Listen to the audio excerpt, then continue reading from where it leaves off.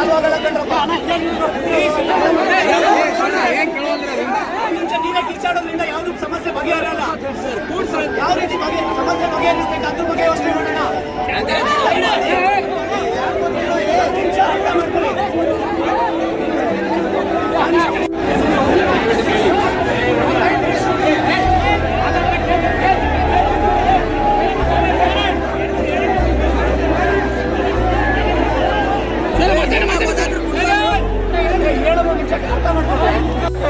CM Siddaramaiah ಅವರು ಗಮನಕ್ಕೆ ಬರ್ಬೇಕಾ ಬರ್ಬಾರ್ದ? ಬರ್ಬೇಕು ಅಂತಂದ್ರೆ ಕಮಿಷನರ್ ಸರ್ ಒಂದು ಮಾತು ಮಾತಾಡ್ತಾರೆ. ಒಂದು ನಿಮಿಷ ಈಗಾಗಲೇ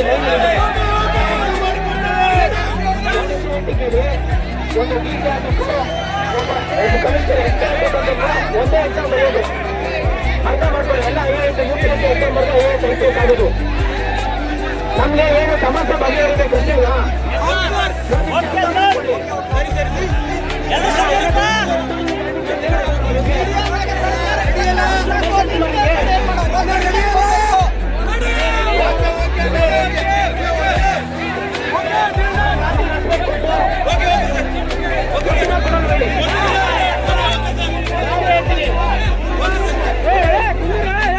ನಮ್ಮ ಬೇಡಿಕೆನ ಈಡೇರೋವರೆಗೂ ನೀವು ಬಿಟ್ಟು ನಾನು ಹೋರಾಟ ಮಾಡಕ್ ಬಿಡಲ್ಲ.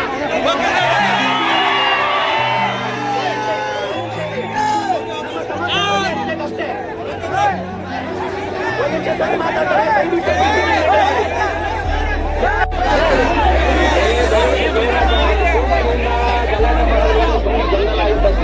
ಕೇಳಿ ಸಮಾಧಾನವಾಗಿ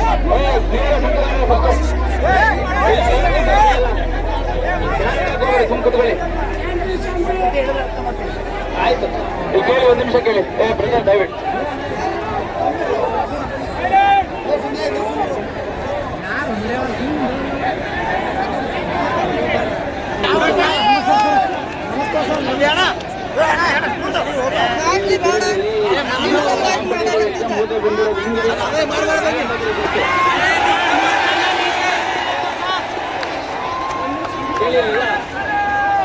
ಸೈಲೆನ್ಸ್ ಅಲ್ಲಿ ಇರಬೇಕು. ಹಿಂಗಲ್ಲ, ಒಂದು 4 ಒಳ್ಳೆ ಮಾತು ನಮಗೆ ತಿಳಿದು ಹೇಳ್ತೀವಿ. ಮತ್ತೆ ನಿಮ್ಗೆ ಏನ್ ಬೇಡಿಕೆ ಇದೆ ಅದು ಯಾರಿಗೆ ಕಲಿಸ್ತೀವಿ. ಸ್ವಲ್ಪ ಸಮಾಧಾನ ಕುತ್ಕೋಬೇಕು.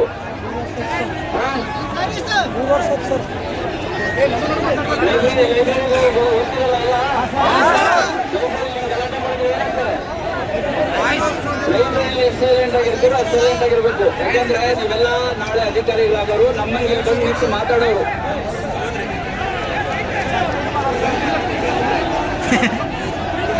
Okay, thank you. ನೀವೆಲ್ಲಿರೋರು ಸುಮ್ಮನೆ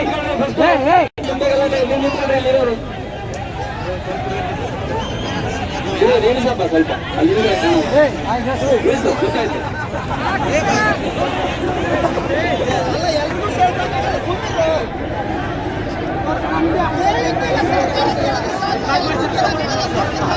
ಈಗ ಏನ್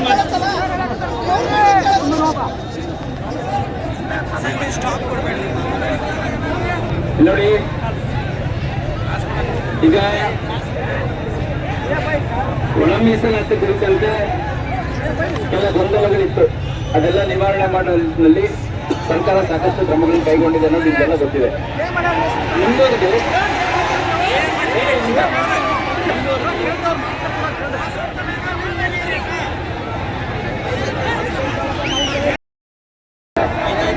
ಮೊಟ್ಟ ಮೊದಲನೇದಾಗಿ ಕೇಳಿ, ಒಂದು ನಿಮಿಷ ದಯವಿಟ್ಟು ಕೇಳಿ ಬ್ರದರ್. ಈಗ ಮೊಟ್ಟ ಮೊದಲನೇದಾಗಿ ಧಾರವಾಡ ಜಿಲ್ಲಾ ಕೇಂದ್ರ ಏನಿದೆ, ಇದೊಂದು ವಿದ್ಯಾಕಾಶಿ ಅಂತ ಮೊದಲಿಂದನೂ ಕರೆಸ್ಕೊತಾ ಇತ್ತು. ಆದ್ರೆ ಇವಾಗ ಒಂದು ಉದ್ಯೋಗ ಕ್ರಾಂತಿಗೆ ಮುನ್ನುಡಿ ಬರೆಯುವಂತ ಒಂದು ನಗರ ಆಗಿದೆ. ಇಲ್ಲಿರುವಂತಹ ಬಹಳಷ್ಟು ಶಿಕ್ಷಣ ಸಂಸ್ಥೆಗಳಿರ್ಬೋದು, ತರಬೇತಿ ಕೇಂದ್ರಗಳಿರ್ಬೋದು, ಅದರಿಂದ ಸಾವಿರಾರು ಜನ ಉದ್ಯೋಗವನ್ನ ಪಡ್ಕೋತಾ ಇದ್ದಾರೆ. ಸೊ ಇಲ್ಲಿರುವಂತ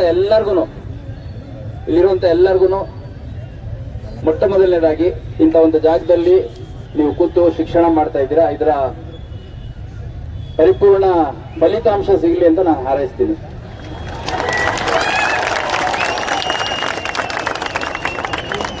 ಇಲ್ಲಿರುವಂತ ಬಹಳ ಬೇಸರದ ಸಂಗತಿ ಅಂತಂದ್ರೆ, ಇಲ್ಲೇ ಒಂದು ಇಟ್ಕೊಂಡಿದ್ದಾರೆ ತೊಂಬರ್ತೀವಿ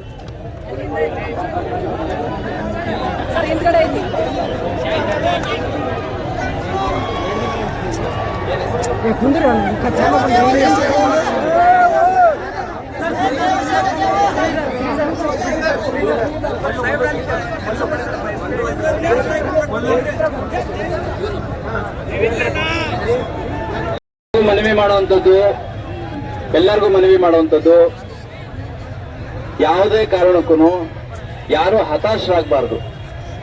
ನೋಡಿ, ಇವಾಗ ಗುಲ್ಬರ್ಗ ಮೂಲದ ಹುಡುಗ ಅಂತೆ ದೇವೇಂದ್ರ ಅಂತ 2 ದಿನದ ಕೆಳಗಡೆ ಆತ್ಮಹತ್ಯೆ ಮಾಡ್ಕೊಂಡ ಅನ್ನೋಂಥದ್ದು ಬಹಳ ಬೇಸರದ ವಿಚಾರ. ಅದು ಯಾರು ಮಾಡ್ಕೋಬೇಡಿ, ಅದರಿಂದ ಯಾರಿಗೂ ಪರಿಹಾರ ಸಿಗಲ್ಲ. ನಾನು ಹೇಳ್ತೀನಿ ಕೇಳಿ, ಯಾರಾದ್ರೂ ಆತರ ಆತ್ಮಹತ್ಯೆ ಮಾಡ್ಕೊಂಡ್ರೆ ಅವ್ರ ಕುಟುಂಬ, ಅವ್ರದ್ದು ಯಾರು ಡಿಪೆಂಡೆಂಟ್ ಇರ್ತಾರೆ ಅವ್ರು ಹಾಳಾಗಿ ಹೋಗ್ತಾರೆ ಹೊರತು ಅದರಿಂದ ಯಾರಿಗೂ ಬಹಳ ದೊಡ್ಡ ವ್ಯತ್ಯಾಸ ಆಗಲ್ಲ. ತಲೆಯಲ್ಲಿರ್ಲಿ. ನೀವು ಕೆಲಸ ತಗೊಂಡ್ರೆ ನಿಮ್ ಕುಟುಂಬ ಸಾಕ್ಬೋದೇ ಹೊರತು ಆತ್ಮಹತ್ಯೆ ಮಾಡ್ಕೊಂಡ್ರೆ ಅಟ್ಲೀಸ್ಟ್ ನಿಮ್ ಮೇಲೆ ಇಟ್ಟಿರೋ ವಿಶ್ವಾಸನ ಹಾಳು ಮಾಡ್ಕೋತೀರ. ಏನೋ ನನ್ನ ಮಗ ಹೋಗಿದ್ದಾನೆ, ನೀವು ಕೆಲಸ ತಗೊಳ್ಳಿಲ್ಲ ಅಂದ್ರೂ ನಿಮ್ ಮನೆಗೆ ಹೋದ್ರೆ ನಿಮ್ಮನ್ನ ಅಕ್ಸೆಪ್ಟ್ ಮಾಡ್ಕೋತಾರ. ಅದು ತಲೆಯಲ್ಲಿರ್ಲಿ. ಕೆಲಸ ಬೇಕಾಗಿರೋದು ನಿಮಗೆ, ಜೀವನ ಚೆನ್ನಾಗಿರ್ಬೇಕು ಅಂತಂದು ನೀವೇನೋ ಮಾಡ್ಲಿಲ್ಲ ಅಂದ್ರೂ ಕೇಳಿ, ಒಂದ್ ನಿಮಿಷ ಕೇಳಿ. ನೀವೇನೋ ಮಾಡ್ಲಿಲ್ಲ, ಇವಾಗ ಹೆಂಗ್ ಬಂದಿದ್ರು ಹಂಗ್ ವಾಪಸ್ ಹೋದ್ರು ಅಕ್ಸೆಪ್ಟ್ ಮಾಡ್ಕೊಂಡ್ರು ನಿಮ್ ತಂದೆ ತಾಯಿ ಯಾವಾಗ್ಲೂ ರೆಡಿ ಇರ್ತಾರೆ. ತಲೆಯಲ್ಲಿರ್ಲಿ. ಯಾರು ಕೂಡ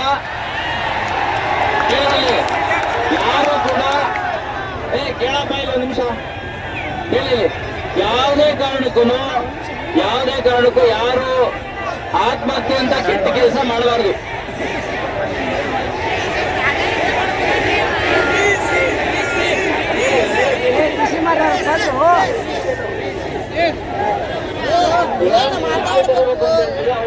ವಿಷಯ ತಲುಪಿಸ್ತೀವಿ. ನನಗೆ ಬರ್ಬೇಕು ಅಂತ ಯಾರು ಹೇಳಿಲ್ಲ. ನಾನು ಔಟ್ ಆಫ್ ಕ್ಯಾನ್ಸಲ್ ನಾನು ಬಂದಿದ್ದೀನಿ ಅಷ್ಟೇ. ಆಯ್ತಾ? ಮಾಡ್ಬೇಕಾದ್ರೆ, ವಿದ್ಯಾರ್ಥಿಗಳು ಪ್ರೊಟೆಸ್ಟ್ ಮಾಡ್ಬೇಕಾದ್ರೆ, ಆಸ್ಪಿರೆಂಟ್ಸ್ ಪ್ರೊಟೆಸ್ಟ್ ಮಾಡ್ಬೇಕಾದ್ರೆ ಅವ್ರ ಜೊತೆ ನಿಂತು ನಾವು ಸಾಲಿಡಾರಿಟಿ ಎಕ್ಸ್ಪ್ರೆಸ್ ಮಾಡ್ಬೇಕಾದ್ರೆ ನಮ್ ಜವಾಬ್ದಾರಿ.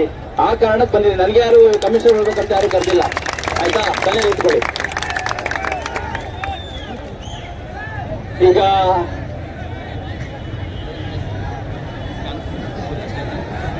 ಕಾಂತಕುಮಾರ್ ಅವರು, ನಿಮಿಷ ಕೇಳಿ ಬ್ರದರ್. ಕಾಂತಕುಮಾರ್ ಅವರು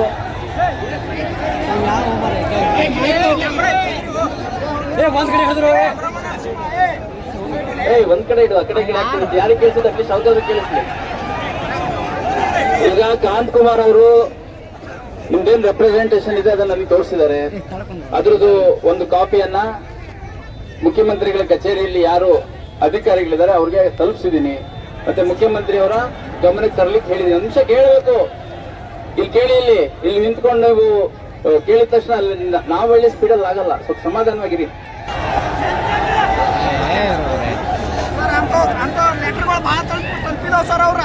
ಸಂಬಂಧಪಟ್ಟವ್ರಿಗೆ ತಲುಪಿಸಿದೀವಿ. ಕಾಂತಕುಮಾರ್ ಅವ್ರಿಗೂ ಏನಾಗಿದೆ ಅನ್ನೋದು ಹೇಳಿದೀವಿ. Thank you.